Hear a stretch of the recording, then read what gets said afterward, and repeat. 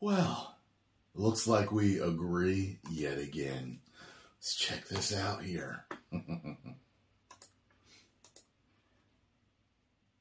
I think it's fair to say that me and the Saw franchise have got a pretty rocky relationship. What started out as a neat little psychological horror story with liberal doses of blood and gore eventually devolved into a series of unbridled torture porn segments strung together by the kind of convoluted, ridiculous, overarching story that would make the writers of Spanish soap operas blush. I mean, the concept's interesting enough, I guess. An enigmatic serial killer named Jigsaw kidnaps one or more objectively bad people that have committed morally bankrupt acts in their past, places them into a series of gruesome torture devices loosely themed around their various misdeeds, and presents them with a simple question. How badly do you want to stay alive? And while the antagonists of most horror movies are definitely out to kill people, Jigsaw's all about presenting them with a choice. A pretty unpleasant choice in most cases, but a choice all the same, and in theory at least, there's always a way to escape his traps provided you're smart and committed enough. I kind of drifted away from the series after the third movie, partly because it felt like most of the story threads had been wrapped up already. That's when I was getting started. And partly because there's only so many times I can watch people getting sliced and diced in dingy, generic warehouses. Gruesome torture doesn't really do it for me as a horror trope, and the more the series came to rely on it, the less interested I became. Little did I know at the time that 6 more of the fucking things were on the way, each one trying to outdo its predecessors with the unpleasant things it can do to the human body, and having to go to increasingly ridiculous lengths to explain the presence of Jigsaw. Fuck me, I thought the Halloween movies ran their concept into the ground. Anyway, what I'm trying to say with all this boring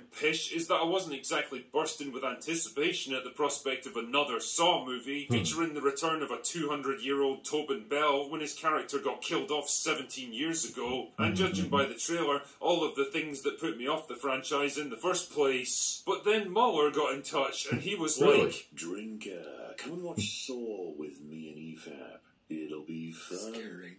And can you believe that I actually drove all the way to Wales just so that he and I could go to the cinema together and watch this movie? Well, I did. Don't ask me any specific questions about it. And now that I've seen my first Saw movie in well over a decade, Tatiana wasn't around, you were bored. Was it worth my time, or did it just drain 2 hours out of my life that I could have used to do something more productive, like not watching Ahsoka?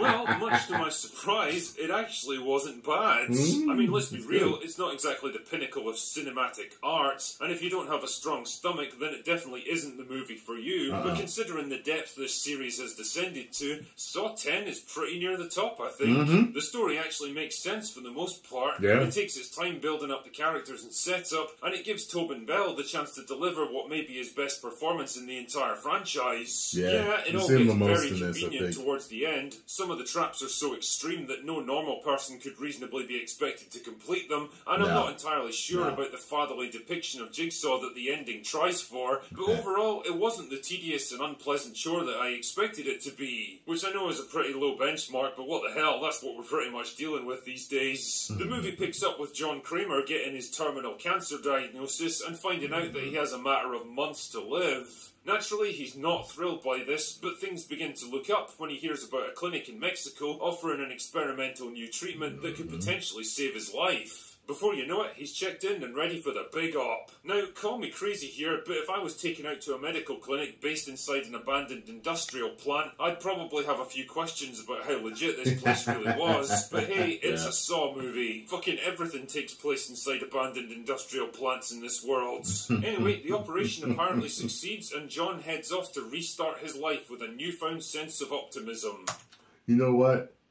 Though, I remember reading years ago that there's certain therapies for cancer and other diseases that you just can't get in America. And they're actually, like, natural. You know what I mean? They're like natural therapies. But, because the way things are run over here, you can't get them done here. So you have to go to other countries to get them done. Yeah, so when I saw that, I didn't even think anything. Because I had already heard about stuff like that. And that's kind of like how they sold it to him, like it was something experimental. Except with them, it was experimental drugs. It wasn't any natural type of therapies. But it still stuck with me. I was like, okay, I get why they're doing it out of... When you see how he gets to the facility, I'm like, okay, that was a little extra, but okay, I guess, to keep it secret. But when he tries to return to the clinic to thank the staff for all their hard work, that's assuming he it was a discovers to his legit. horror that the place is now abandoned and the whole thing was a scam designed to con him out of his life savings. Even worse, he's not the first person they've done this to. Bad news indeed, but our man John isn't the kind of guy to take this lying down, so he writes a strongly worded letter to his local consumer rights group to turn public opinion against the fake company. Not a great plan. He does what he does best, kidnaps all 5 of the culprits, rigs up a bunch of gruesome torture devices, and asks them a simple question. Hello.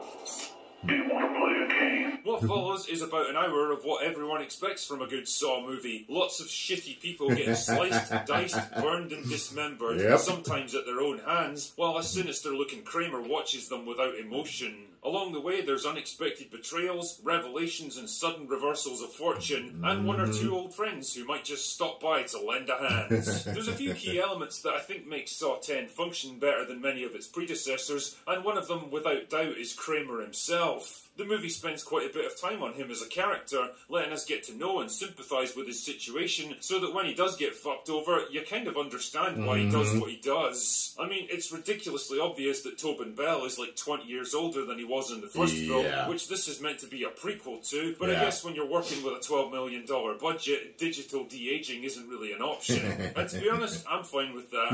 In some ways, Bell's age actually works in his favour here, because he looks genuinely frail and vulnerable during the early scenes, so that you feel that much more worse for him when you see him getting taken advantage of. But damn, when it's time to slip back into full-on Jigsaw mode, the guy's still absolutely got it. Like I said earlier, he's a great fucking actor, and this movie actually gives him a chance to show some of his range. The movie certainly doesn't hold back when it comes to the torture devices either, and while some of them seem wildly unfair and extreme compared to others, it's interesting that some characters actually do pass their tests and survive. Nothing pisses me off more with this series than a character who gets 90% of the way there and either dies because the script suddenly decides they just couldn't take that final step, or they actually do everything asked of them but fail because of some arbitrary bullshit time limit. There's definitely a few examples of the latter in this film, which felt like they were done mostly because it would have been inconvenient for the plot to have them survive, but at least it didn't feel like the situation was completely hopeless. If there's no possibility of escape, then there's no tension because you know that everyone's doomed anyway. In many ways, the people in this film are a victim of their own circumstances and decisions, which is exactly how it's supposed to be. Ultimately, I'm not quite sure what to make of Saw X. Like I say, it wasn't the grim and joyless 2 hours of torture porn that I was expecting, but neither was it a particularly thrilling... Like I said, there's somebody in here that does not get killed or appears to survive, and I can't tell you, I was so angry, so mad. This person should have gotten theirs. Or memorable horror experience. If you're a hardcore fan of the series, then it's probably one of the best entries you're likely to see, but if, like me, you prefer your horror to be a bit more stimulating than watching people hacking off bits of themselves over and over again, then I don't imagine it'll be enough to win you over. But hey, there's definitely worse ways to spend your time. Anyway, that's all I've got for today. Go away now.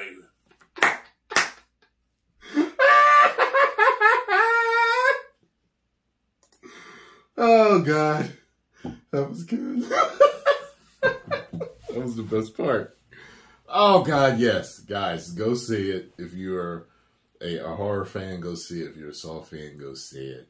And if you're kind of like a fan of a sleeper hit, something you didn't expect to, really, because I went in with really nothing. I was just like, we'll see. I've seen all the Saw movies. Let's go see this one. I was like, it's good. This is good. 10 million subscribers. Woo!